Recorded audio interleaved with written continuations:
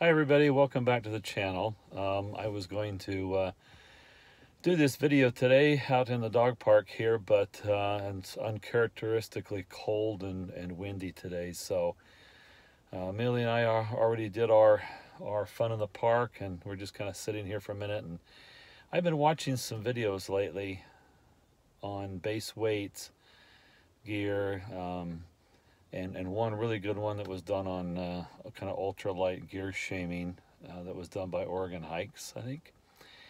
Anyway, it sparked kind of a thought process in me that I thought I would share with you.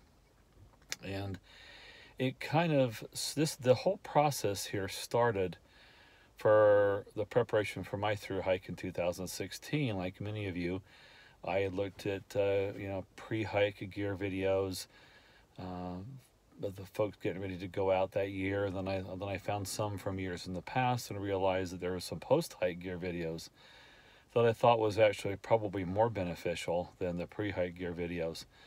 But it was good to see the evolution, and some of them, like Joe Brewer, he did a kind of a midway gear video that I thought was very helpful. So the bottom line is, no matter what you're doing with your gear, you're going to evolve. Whether you're maybe if you're a super seasoned hiker, you may not have much evolution because you've probably got it wired down. But for most people, never having done a through hike before, or even a long distance hike, there is going to be an evolution. And to be honest with you, there's a difference between doing a weekend backpacking trip and a through hike. Some of the gear you're going to take is going to be different. You may have more luxury items that you may take with you, because it comes down to a phrase that I heard back in 2016. It all comes down to a balance between being comfortable on the trail and being comfortable in camp. Okay? The more what you take with you, the chances are it's items that are going to make you more comfortable when you're camping, and not necessarily for the hike itself. The lighter you go in your pack, the easier the hike during the day will be, and maybe less in the camping arena when you get ready to stop at night.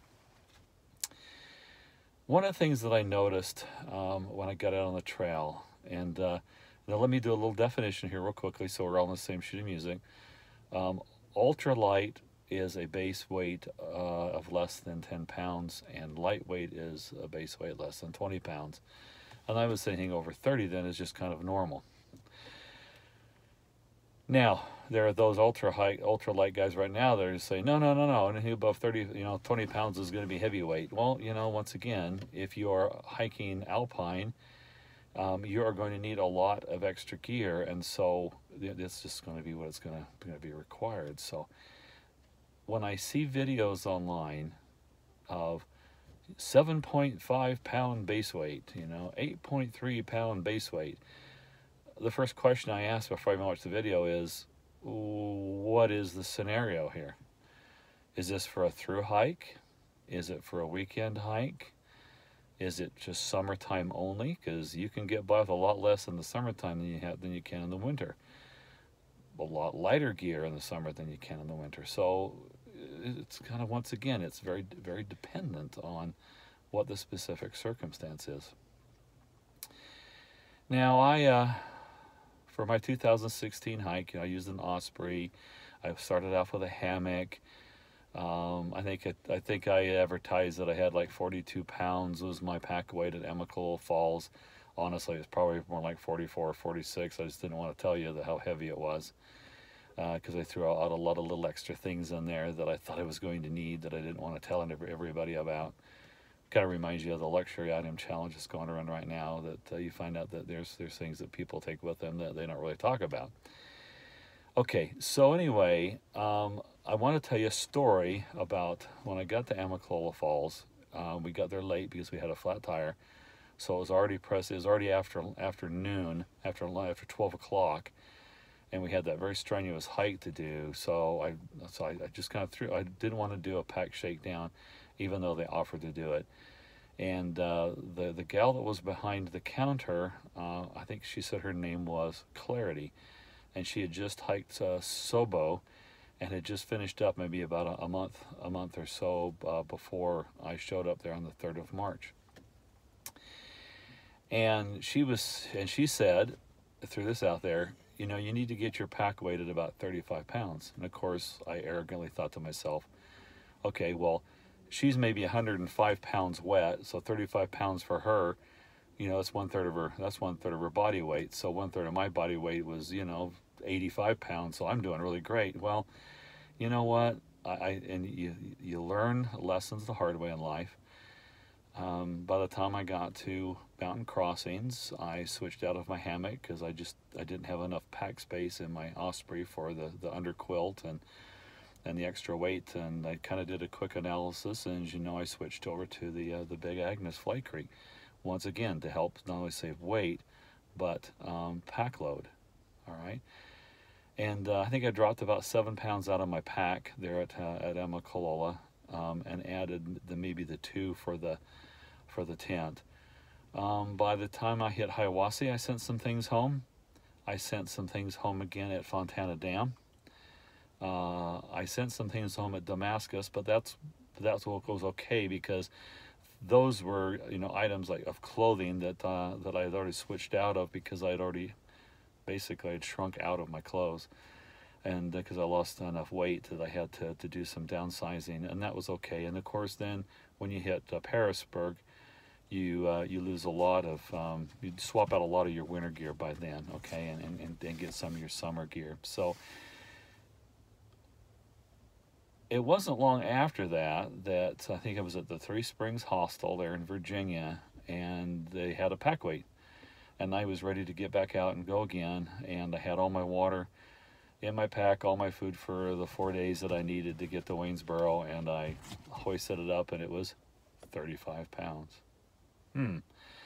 So I think in the whole quest for base weight, I mean, it's important to know what your base weight is. So it's important to know to be able to frame your hike and your load. But in the end, on a through hike, I kind of go with what Clarity said. You know, 35 pounds, I'll call it gross weight. The gross weight is basically everything you put on your back. I'm hoisting that pack on, and I'm walking out the door, and I'm hitting the trail. That needs to be about 35 pounds at the most, okay?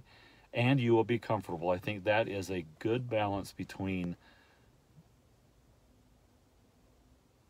trail comfort and camp comfort. You know, then you can start making some decisions from there, you know. You can downsize then you can start spending a lot of money, okay, on getting the ultralight gear, to getting that down to a little bit lower than that. But once again, it comes down to trail comfort versus camp comfort, and what you're going to need and what your environment is, okay? What time of year you're actually starting your hike.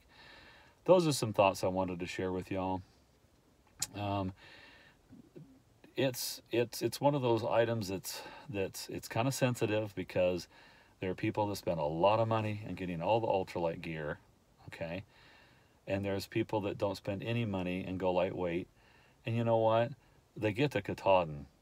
All right, Elmer at the Sunnybank Inn there in Hot Springs. Okay, he hiked in the 70s, and he told us that, you know, everybody had their pack weights were 80 pounds. They didn't have the lightweight gear that we had. They didn't have the abundance of dehydrated food like that we've got, and there was a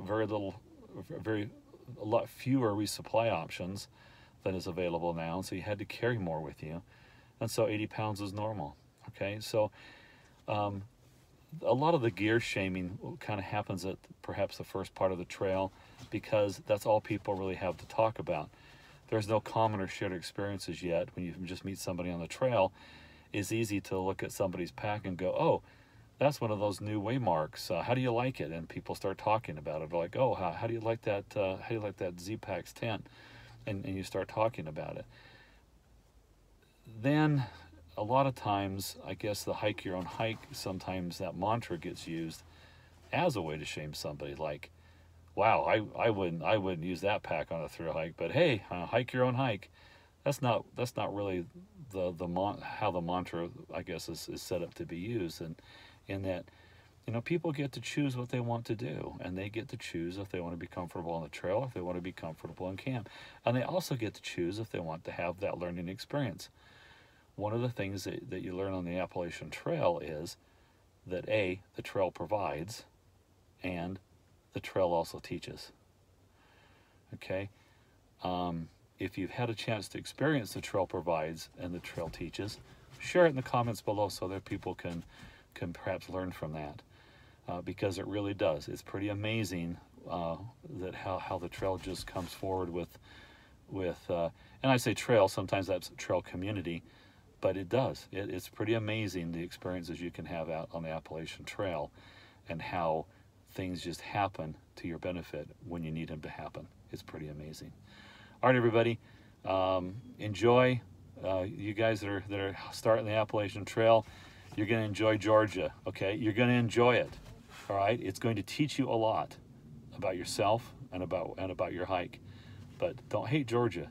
Georgia's a good state. That is a good hike, and that'll help you appreciate the next 1,000 miles of the trail. All right, everybody, have a good day. Talk to you later. Bye.